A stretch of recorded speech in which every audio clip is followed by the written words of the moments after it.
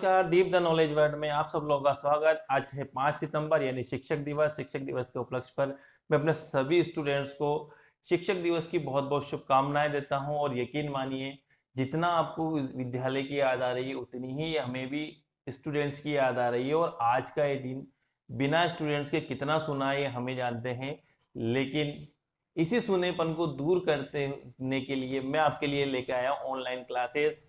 और इन online classes में आज इंग्लिश कंपलसरी का फर्स्ट चैप्टर हम पढ़ने जा रहे हैं, फर्स्ट वीडियो हम देखने जा रहे हैं।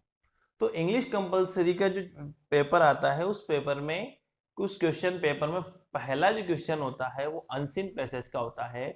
अनसीन पैसेज और वो भी होता है कॉम्प्रिहेंशन। देखो, कॉम्प्रिहेंशन वर्ड जो है उसका अर्थ होता है समझना, ठीक है। इसका अर्थ ये है कि जो पैसेज दिया हुआ है आप उसे पढ़ेंगे, समझेंगे और जो क्वेश्चन उस पैसेज के नीचे दिए हुए हैं उनको पढ़ेंगे, समझेंगे और उनका आंसर देंगे। यानी कि इस लेवल पर आपसे उम्मीद की जाती है कि आप सामान्य इंग्लिश को आप पढ़ सकते हैं, समझ सकते हैं और उनका उत्तर दे सकते हैं।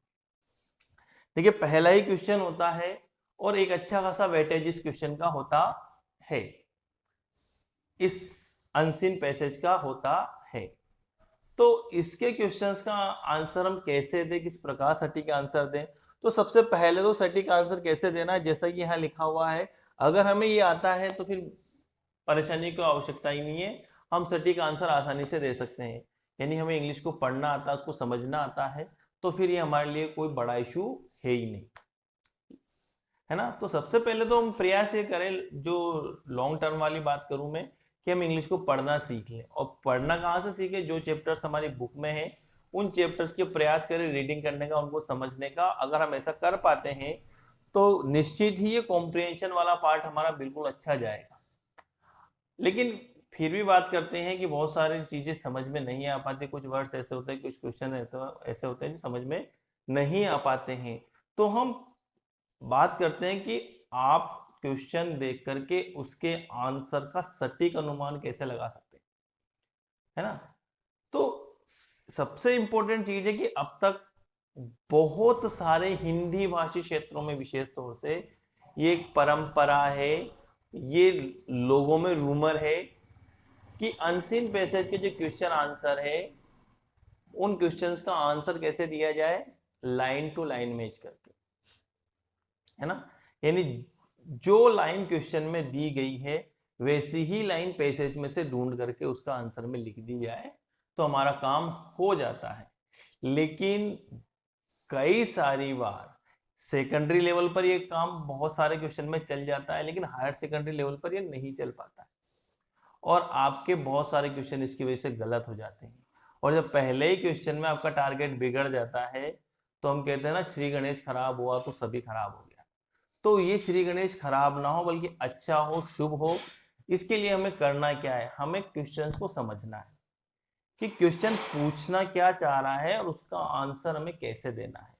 अब बात आ जाती है वही बात की, क्वेश्चन को समझना, अगर हमें पढ़ना आता, समझना आता तो हम पैसेज को समझ के, क्वेश्चन को समझ के वैसे आंसर दे सकते थे, तो सही है। लेकिन कई बार क्वेश्चन वर्ड्स जो हैं उनको पढ़ करके भी हम क्वेश्चन का आंसर समझ सकते हैं, गेस कर सकते हैं। तो बात करते हैं वो कौन से क्वेश्चन वर्ड्स होते हैं और उनके आंसर्स किस प्रकार दिए जाने चाहिए। तो देखो, दो प्रकार के क्वेश्चन वर्ड्स होते हैं।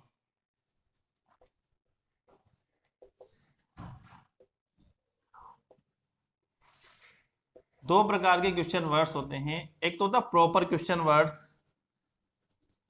जिनको कि हम WH क्वेश्चन वर्ड्स बोलते हैं, है ना। व्हाट, विच, हाउ, इस प्रकार के वर्ड से जो क्वेश्चन स्टार्ट होते हैं वो WH क्वेश्चन वर्ड्स होते हैं। दूसरे प्रकार के क्वेश्चन वर्ड्स होते हैं हेल्पिंग वर्ब से शुरू होने वाले,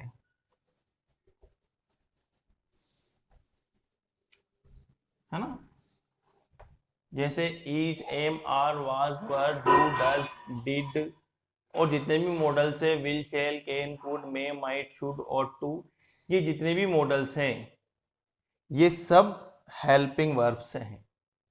तो एक तो इनसे क्वेश्चन शुरू हो सकते हैं और एक प्रॉपर क्वेश्चन वर्ड्स से क्वेश्चन हो सकते हैं। तो कौन कौन से प्रॉपर क्वेश्चन वर्ड्स हो सकते हैं, हम बात करते हैं। Who, what, which, where, when, whose,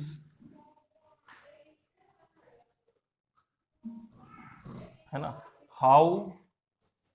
इनकी डिटेल हम आगे देखेंगे, तो और प्रकार के भी क्वेश्चन वर्ड होंगे तो वो भी लिखेंगे।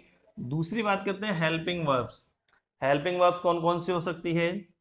Is, M, are, was, were, has, have, had, do, does, did, और जितने भी मॉडल्स है, मॉडल्स यानी विल, शेल, कैन, कुड, मैं मॉडल लिख देता हूं मैं आपको, मॉडल हेल्पिंग वर्ब्स। तो मॉडल हेल्पिंग वर्ब जैसे विल, वुड,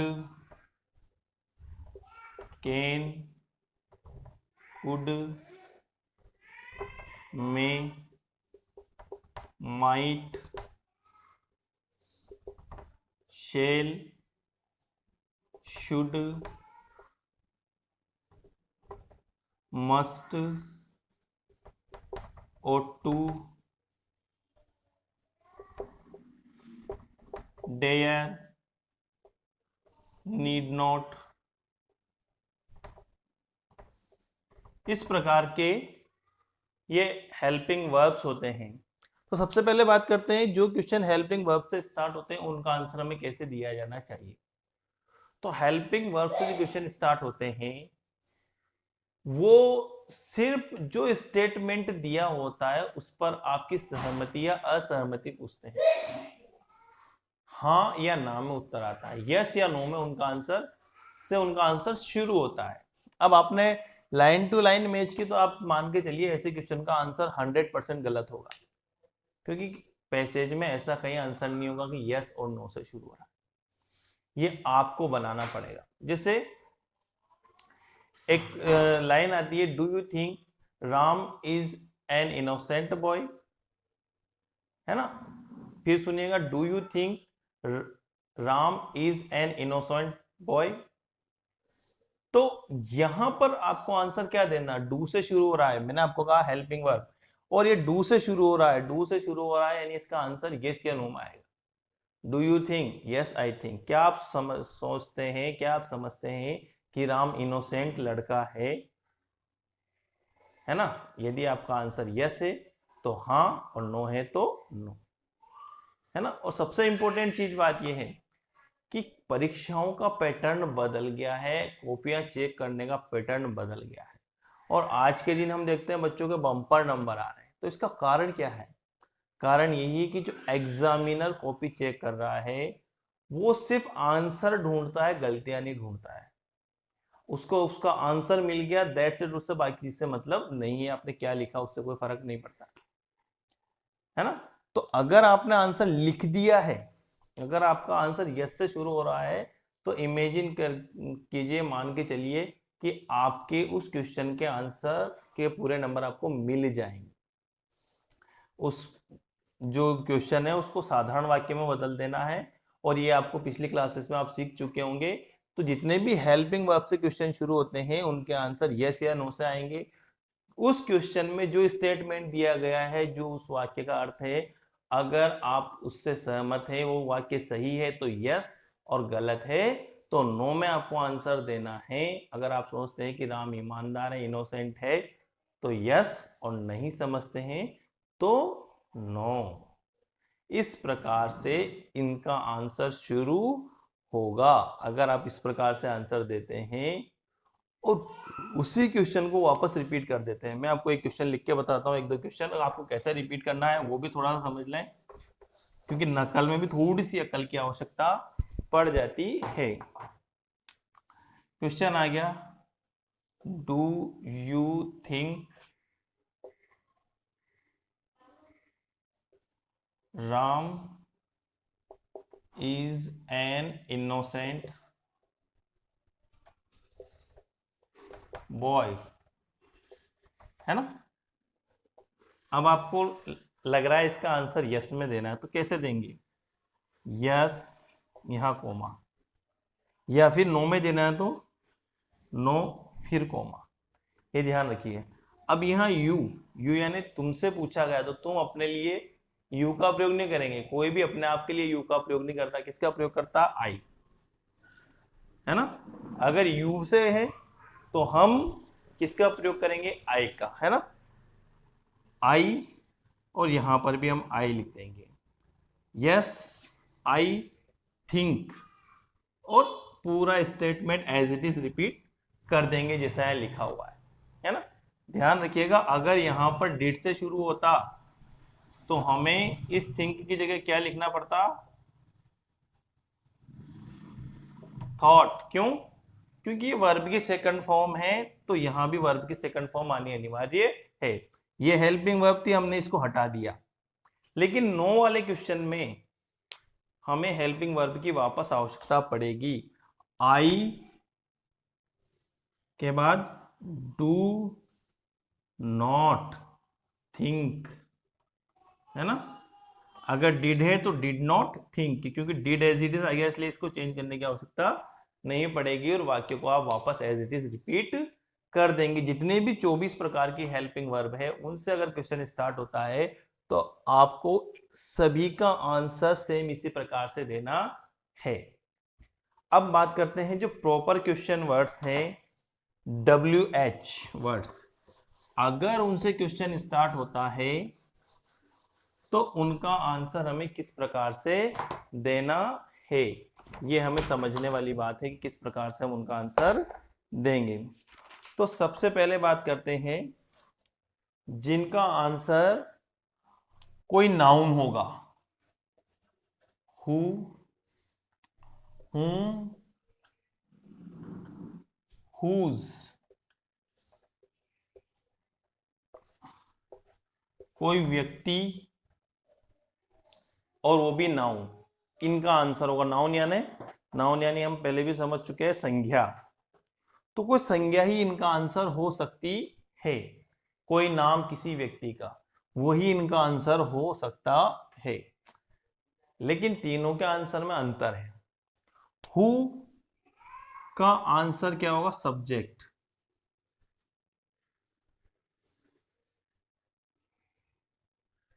है ना। हु किल द स्नेक, है ना। ये वाक्य आ गया, हु किल द स्नेक, सांप को किसने मारा, ठीक है। तो हु की जगह क्या आएगा? जो सब्जेक्ट है इस वाक्य का, अगर आपने मैच कर रखा तो आपने मैच कर लिया। अब यहाँ मैच करने में गलती क्या हो जाती है? कई बार वाक्य ऐसा मिलता है आपको, ही किल द स्नेक, आपने लाइन टू लाइन मैच कर दी, यहां से आपका आंसर गलत हो गया। क्यों? क्योंकि प्रॉपर आंसर नहीं मिला। ही कौन है, ये समझाना आवश्यक है। तो ही का प्रयोग किसके लिए हुआ है? राम के लिए, श्याम के लिए, मोहन के लिए, जिसके लिए भी ही का प्रयोग हुआ है, यहां पर वो लिखना होगा। मोहन के लिए हुआ तो मोहन लिखना होगा, तभी जाकर के आपका आंसर सही होगा। तो हु का आंसर ऑलवेज क्या होगा? एक नाउन होगा, एक व्यक्ति होगा, और वो उस वाक्य का सब्जेक्ट होगा। हमें ध्यान रखना चाहिए। अगर वाक्य प्रोनाउन से शुरू हो रहा है अगर आपके आंसर शीट में, तो उस प्रोनाउन का प्रयोग किस नाउन के लिए किया गया, उस सर्वनाम का प्रयोग किस नाउन के लिए किया गया, उसे ढूंढ करके वो यहां लिखना है, तो आपका आंसर एग्जैक्ट हो जाएगा। अब बात करते हैं नेक्स्ट, होम। होम, होम का जो आंसर है वो होगा आपका ऑब्जेक्ट, है ना। किसी वाक्य का जो ऑब्जेक्ट है वो इसका आंसर होगा, है ना। जैसे वाक्य में लिख के बताता हूं, फिर क्वेश्चन बनाते हैं उसका।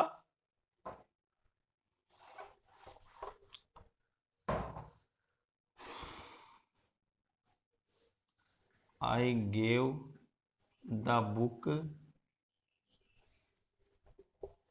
टू राम। ये एक वाक्य है ना। अब इस वाक्य के अंदर इसका क्वेश्चन बनाना है, whom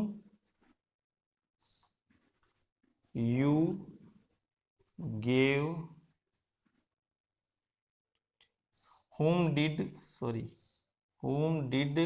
you give the book, है ना। ये वाक्य हमने बना लिया है ना। अब इसका आंसर क्या आएगा, होम का आंसर क्या होगा, किसको दिया है, तो इस वाक्य का ऑब्जेक्ट क्या है, ऑब्जेक्ट है राम, है ना। बुक तो क्वेश्चन में है, से दो ऑब्जेक्ट है इस वाक्य में, बुक तो ऑलरेडी क्वेश्चन में ही से, तो बुक तो आना ही नहीं है। दूसरा ऑब्जेक्ट है राम, तो इसका आंसर आएगा राम। आप इस वाक्य को एज इट इज लिख दें, I gave the book to Ram, है ना। नया क्या ऐड हुआ पूरे वाक्य में, यू की जगह तो आई गया, लेकिन ऐड क्या हुआ, राम, है ना। तो राम इसका आंसर है। अगर ये वाक्य में आ रहा है तो आपका आंसर ये मान के चलिए सही होगा। अगर आपका आंसर नहीं आ रहा है इस प्रकार से, तो आपका आंसर गलत होगा। तीसरा चीज देखते हैं अपन, हुज यानी किसका, है ना, हुज। अब हुज का प्रयोग होता है, का आंसर होगा पजेसिव प्रोनाउन।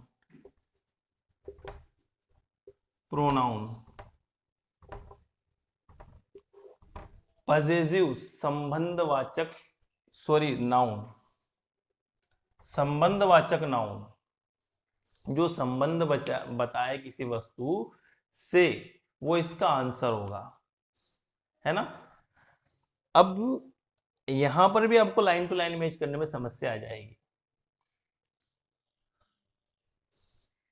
आपको क्वेश्चन आ गया, एक सेंटेंस आ गया, दिस इज हर कार। ये तो एक स्टेटमेंट, एक वाक्य। इस वाक्य से क्वेश्चन बनाया गया, हुज कार इज दिस, है ना। तो आपने ये एज इट इज लिख दिया, दिस इज हर कार, आपका आंसर गलत हो गया। क्यों, क्योंकि हर की कोई आइडेंटिटी नहीं है। हर का प्रयोग किसके लिए किया गया है ना।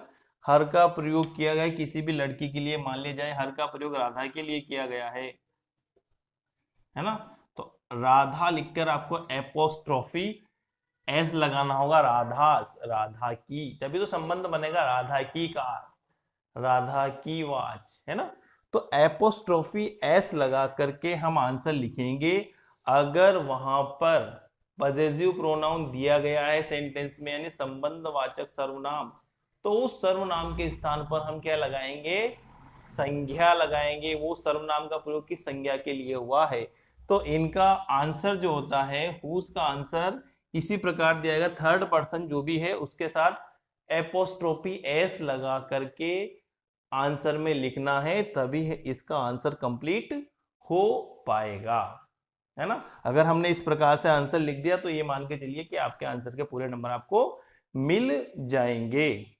अब बात करते हैं और जो शेष क्वेश्चन वर्ड्स हैं उनके आंसर किस प्रकार से देने हैं। अगर हम इन क्वेश्चन वर्ड्स को आसानी से समझ जाएंगे तो हमारे आंसर भी बिल्कुल सही हो जाएंगे। अगला क्वेश्चन वर्ड लिखते हैं वेहर, है ना। वेहर का मतलब होता है कहां, स्थान, है। तो इसका आंसर ऑलवेज एक स्थान होगा, एक प्लेस का नाम होगा, प्लेस होगा, है ना। माई हाउस हो सकता है, हिज हाउस हो सकता है, कोई प्लेस का नाम हो सकता है, जयपुर हो सकता है ना। किसी का वह किसी भी स्थान का नाम पूछा जा सकता है, तो इसका आंसर जो है ऑलवेज उस स्थान का नाम होगा। ये नहीं कि उस क्वेश्चन वर्ड के, उस क्वेश्चन वाले सेंटेंस के साथ अगर आप स्थान का नाम जोड़ पा रहे हैं, अगर सेंटेंस में स्थान का नाम मिल रहा है उस क्वेश्चन वाले सेंटेंस के साथ में, तो आपका आंसर सही होने की संभावनाएं बहुत ज्यादा बढ़ जाएगी। अगर अपने को समझना नहीं आता है तब भी हम इतना समझ सकते हैं कि ये जो दिया गया है ये किसी प्लेस का नाम है ना। नेक्स्ट क्वेश्चन वर्ड की बात करते हैं, व्हेन। व्हेन का अर्थ होता है कब, है ना। तो इसका आंसर टाइम के बारे में होगा, है ना। 5 years एगो, या कोई स्पेशल डेट, कोई स्पेशल दिन, संडे, 5 नवंबर, 10 नवंबर, 2 o'clock, है ना। इस प्रकार का स्पेसिफिक टाइम या ड्यूरेशन, है ना, इसके आंसर में आएगी, है ना। तो इसका आंसर सही होगा। अगर, है ना, इसका आंसर इस प्रकार से नहीं आता, आंसर में ये वर्ड नहीं मिलते हैं टाइम शो करने वाले, तो आप ये मान के चलिए कि आपका आंसर अधूरा है ना। अगला वर्ड आता है विच। विच यानी कौन सा, है ना। विच इज योर कार, है ना।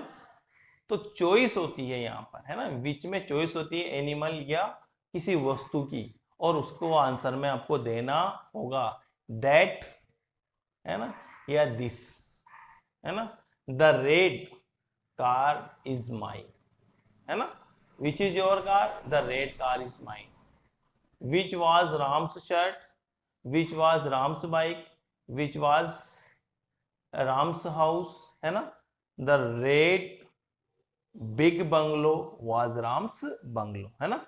तो उसकी कौन सी थी, है ना, वो आंसर में हमें देना है। तो हमारा आंसर यहां भी सही हो जाएगा।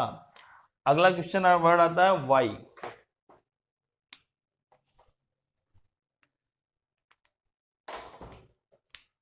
वाई, वाई का मतलब व्याख्या करना है, स्पष्टीकरण देना है कि ऐसा क्यों हुआ, है ना।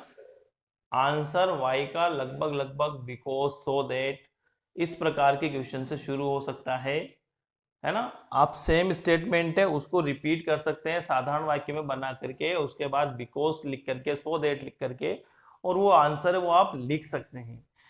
इस प्रकार के क्वेश्चन को अगर आप समझ नहीं पाते तो आंसर अगर आपको ढूंढना है तो आंसर के कहाँ मिलेगा आपको, ये सेम लाइन मैच करने के बाद आपको एक आध लाइन पहले या एक आध लाइन बाद में उस सेंटेंस का जो आंसर है वो मिल सकता है। अगर हम समझ पा रहे हैं, ढूंढ पा रहे हैं तब तो ठीक है, अगर नहीं ढूंढ पा रहे हैं तो जो मिला हुआ सेंटेंस है आपके क्वेश्चन से जो मैच करता है उसकी एक लाइन पहले वाली लाइन और एक लाइन बाद वाली लाइन आप लिख दें तो संभावना है कि आपका आंसर सही हो जाएगा। बहुत ज्यादा संभावना इस बात की है। अगला क्वेश्चन वर्ड है वाट, है ना। वाट यानी क्या, कोई इंफॉर्मेशन पूछी जाती है, व्हाट इज योर नेम, है ना। तो इंफॉर्मेशन है, नेम की इंफॉर्मेशन देनी है आपको, लास्ट वर्ड जो है उसकी इंफॉर्मेशन देनी है। व्हाट इज दिस, यह क्या है, तो यह की इंफॉर्मेशन कोई वस्तु है तो यह क्या है, इसकी इंफॉर्मेशन आपको देनी है। जो लास्ट वर्ड है उसकी इंफॉर्मेशन पूछी जाती है इस वाट वाले वर्ड से।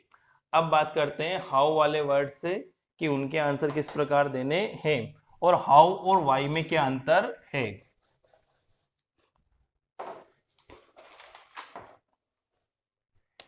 देखिए हाउ के दो प्रकार के आंसर होते हैं, हाउ यानी कैसे, है ना। तो एक तो ये तो प्रोसेस पूछ सकता है ना। पेडलर ने चोरी कैसे की, है ना। जो रेड टेप पेडलर था उसने चोरी की, से चूहेदानी बेचने वाला था, उसने चोरी कैसे की, तो प्रोसेस बतानी है कैसे की। उसने विंडो तोड़ी, विंडो तोड़ करके जो कील टकी हुई थी उससे थैली उठाई, है ना, वो प्रोसेस बतानी है आपको एक तरीके से। और दूसरा जो तरीका है इसका आंसर का दूसरा तरीका पूछ सकता है कंडीशन, स्थिति, है ना, कि वह कैसा था, वह अच्छा था। हाउ आर यू, तुम कैसे हो, कंडीशन पूछ रहा है, आई एम फाइन। तो कंडीशन जो है, स्थिति जो है, क्वालिटी जो है, वो इसका आंसर हो सकती है, या प्रोसेस जो है, मैनर जो है, तरीका है, वो इसका आंसर हो सकता है। और थोड़े से हाउ वाले वर्ड्स है उनके बारे में देख लें जो बहुत सीधे हैं। हाउ मच,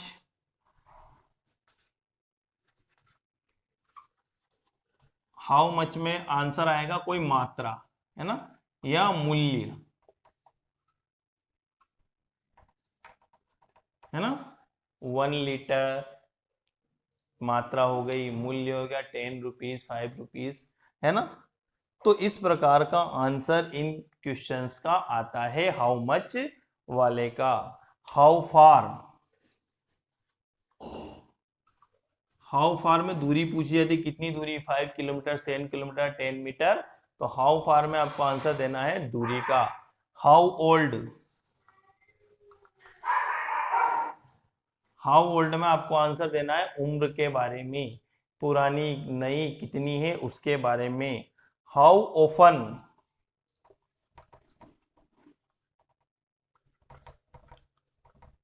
हाउ ओफन कितनी बार, ट्वाइस, है ना, रेगुलरली, डेली, है ना।